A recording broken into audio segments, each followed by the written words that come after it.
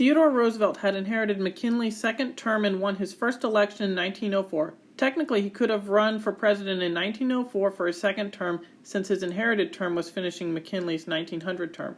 However, he left the presidency in the hands of William Howard Taft and did not like what he saw since he had left in 1908. In our timeline, the 1912 Republican conservative faction supported Taft, and the progressive Republican faction endorsed Roosevelt. This resulted in Taft and Roosevelt running under separate parties and giving Woodrow Wilson the 1912 election. In this alternate timeline, Teddy Roosevelt would defeat Taft in the primaries and would have to give some concessions to the conservative faction of the Republican Party. Roosevelt likely chooses Sherman as his vice president in the Republican Party for his 1912 campaign against Woodrow resegregation Wilson and crush him in the 1912 election. After winning the presidency, Roosevelt would ensure that the U.S. mediates the end of the First Balkan War to prevent a second Balkan War by mediating Bulgarian grievances. Domestically, Roosevelt would manage the economy better and doesn't bust as many trusts indiscriminately as Taft did.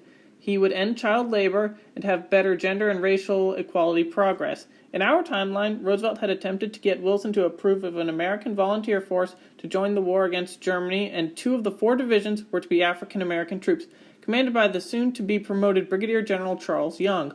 Roosevelt would also have the U.S. become a military superpower and continue some foreign interventions in Latin America, but he would not occupy countries and do nation-building, as that was a Wilsonian policy. In this timeline, World War I still happens, but the U.S. enters the war in 1915 after the sinking of the Lusitania, and Roosevelt sends the American Expeditionary Force under General Leonard Wood to fight against the Germans, and the war would end in 1917, with Roosevelt also winning the 1916 U.S. presidential election. Germany would not have as much reparations, but the Kaiser is still removed and Germany becomes the Weimar Republic. There would not be a rise in communism as Russia. There would also be no Tsar, but the Kerensky government would still exist and would be run by the Soviets and the Duma. Austria-Hungary and the Ottoman Empire would be broken up. Arabia, Kurdistan, and Assyria would probably be united countries with the British mandate in Palestine and a French mandate in Lebanon. World War II would not happen as we know it without communism or fascism in Germany. Perhaps Germany has some putsch with the Freikorps government, but not like what we had.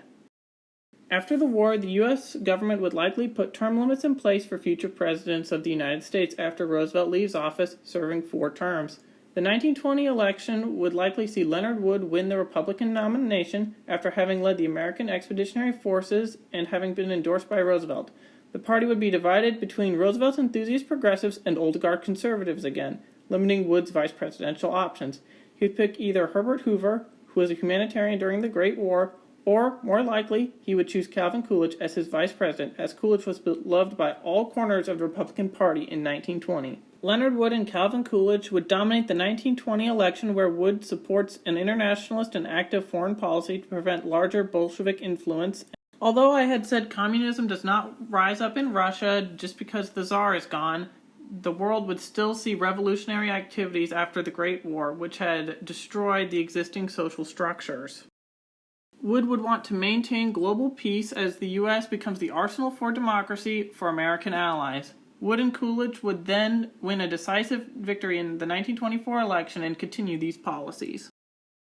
Despite foreign policy and economic successes, Wood would not allow for Filipino independence and autonomy, as in our timeline, he was Governor General of the Philippines and constantly clashed with and strained U.S.-Filipino relations.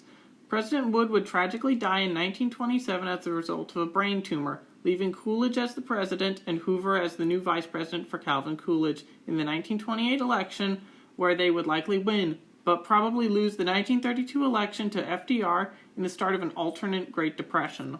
Without President Woodrow Wilson in office, the U.S. would not have adopted Wilsonianism as a foreign policy, which is idealism with illusions and is both naive and results in catastrophic failure without learning from your mistakes. Roosevelt was a realist, and the U.S. would continue a realist foreign policy in the post-World War I world, and after the alternate World War II, the U.S. would probably adopt realism with idealism as a mixture. So there's my best prediction on what would happen if Theodore Roosevelt had won the 1912 Republican nomination and election. Obviously, there are things that would have gone differently, as we may never know what would have actually happened had Roosevelt won the 1912 election as a Republican. What do you think would have happened had Roosevelt won the 1912 election as a Republican? Let me know in the comments below, and thank you for watching.